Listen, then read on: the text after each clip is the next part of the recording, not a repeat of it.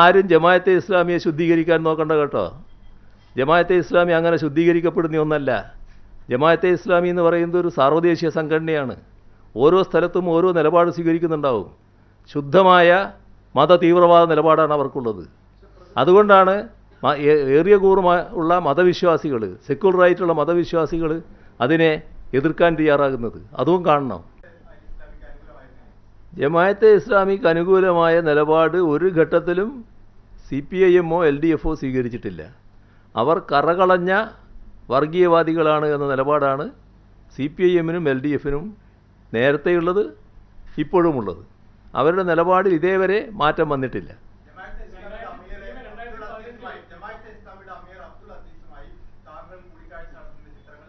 ജമാഅത്തെ ഇസ്ലാം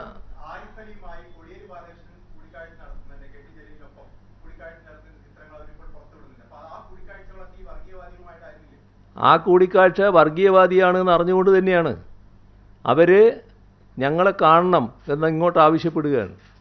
ഒന്ന് സംസാരിക്കാനുണ്ട്, ഞങ്ങൾക്ക് സംസാരിക്കാനൊരു അവസരം തന്നുകൂടെ? അങ്ങനെ ഒരു ആവശ്യം വന്നപ്പോൾ CPIMൻ്റെ സംസ്ഥാന കമ്മിറ്റി ഓഫീസിൽ വെച്ച് എന്നെ അവർ കണ്ടിട്ടുണ്ട് എന്നുള്ളത് വസ്തുതയാണ്. ആ കണ്ടതിൽ ഒരു തരത്തിലുള്ള ഗുഡ് സർട്ടിഫിക്കറ്റും കൊടുക്കാൻ തയ്യാറായിട്ടില്ല. അവരവരുടെ നിലപാട് വ്യക്തമാക്കാൻ നോക്കി.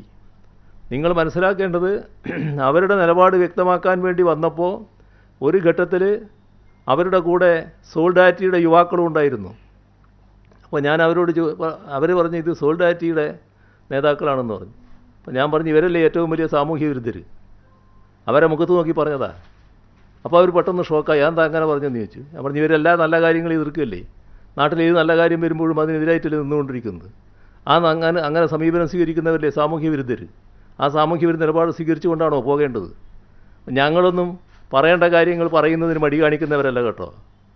അന്നുമില്ല ഇന്നുമില്ല. പോട്ടെ, അതൊന്നും നമ്മൾ അധികം പറഞ്ഞു പോകാതിരിക്കലാണ് നല്ലത്. അതവിടെ നിർത്താം. മറ്റെന്തെങ്കിലും ഉണ്ടെങ്കിൽ പറയും.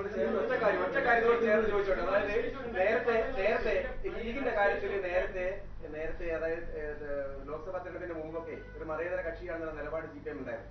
പക്ഷേ ഇപ്പോൾ UDFിൽ കോൺഗ്രസിന്റെ കാര്യം താങ്കൾ പറഞ്ഞു. പക്ഷേ ലീഗ് ഈ കാര്യത്തിൽ ഒരു കാര്യത്തിന് ചർച്ചയ്ക്ക് അല്ലെങ്കിൽ ഒരു പ്രത്യേകിച്ച് സംസാരിക്കാൻ തയ്യാറാകുന്നില്ല. ലീഗിന്റെ നിലപാട് ഇപ്പോഴും മതേതരത്താണെന്ന് പറയാൻ പറ്റുമോ? ലീഗിൻ്റെ നിലപാട്, ലീഗാണല്ലോ ജമാഅത്തെ ഇസ്ലാമിയുടെ നേതൃത്വം സ്വീകരിച്ചു കഴിഞ്ഞിട്ടുള്ളത്. അതെന്താ നിങ്ങൾ കാണാത്തത്? ലീഗ് ജമാഅത്തെ ഇസ്ലാമിയുടെ നേതൃത്വം അംഗീകരിച്ചുകൊണ്ട് പ്രവർത്തിച്ചുകൊണ്ടിരിക്കുകയാണിപ്പോൾ. അതിൻ്റെ ഭാഗമായി ലീഗിൻ്റെ പരമോന്നത നേതാക്കളടക്കം ജമാഅത്തെ ഇസ്ലാമിക്ക് ഗുഡ് സർട്ടിഫിക്കറ്റ് കൊടുക്കാനല്ലേ പോകുന്നത്.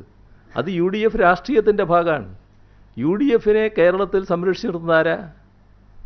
യഥാർത്ഥത്തിൽ ലീഗല്ലേ, ഇന്ത്യൻ യൂണിയൻ മുസ്ലിം ലീഗല്ലേ. ഇന്ത്യൻ യൂണിയൻ മുസ്ലിം ലീഗിൻ്റെ ഒരു പ്രധാന ഉത്തരവാദിത്വമായിട്ട് അവരത് കണ്ടിരിക്കുകയല്ലേ.